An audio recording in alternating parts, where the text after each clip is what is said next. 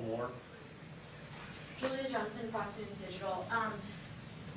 Top surrogate for the campaign for the Democrats, Chris Coons, defended Kamala Harris's proposal and said that assured Americans that she believes in the free market. And I'm just curious, he says because they're increasing the supply, he cited additional housing as a reasoning for that. And I just, what's your thoughts? So does Kamala Harris believe in the free market? So Chris Coons' extensive experience in the private sector is what again? I'm not familiar. Yeah, I doubt he has a clue. And by his comments, he obviously doesn't have a clue. So no, all that $25,000 per house subsidy for a new homeowner or buyer would do is just drive up the cost for a new home.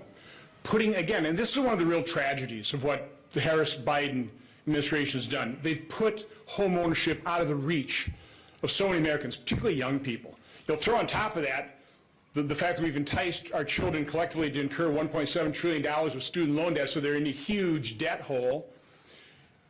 You've increased the cost of housing payments, interest, mortgage interest as well, and now Americans can't reach that American dream. I mean, that's a travesty. That is how people built up retirement savings and equity over their lifetime, is buying a home. And again, because of Biden-Harris, they put that out of reach, and $25,000 subsidy is just going to make it worse. So again, Chris Coons, unfortunately, nice guy, does not have a clue, like so many of his Democrat colleagues, in terms of how a real economy works.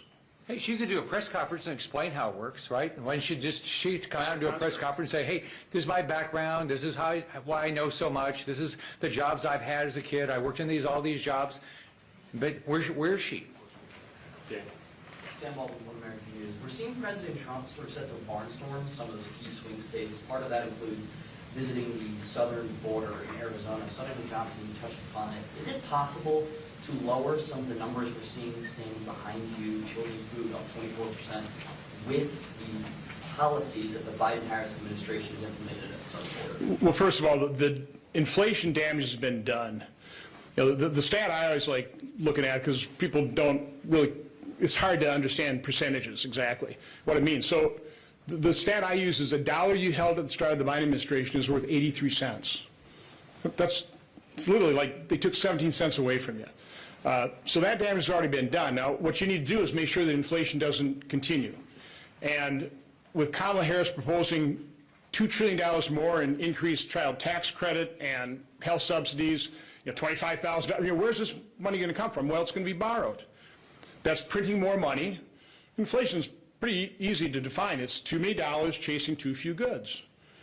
So you're massively spending deficit dollars, printing money.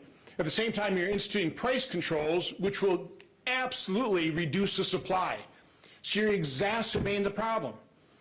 You're not fixing it all. You're doing the exact wrong thing on both ends of that equation.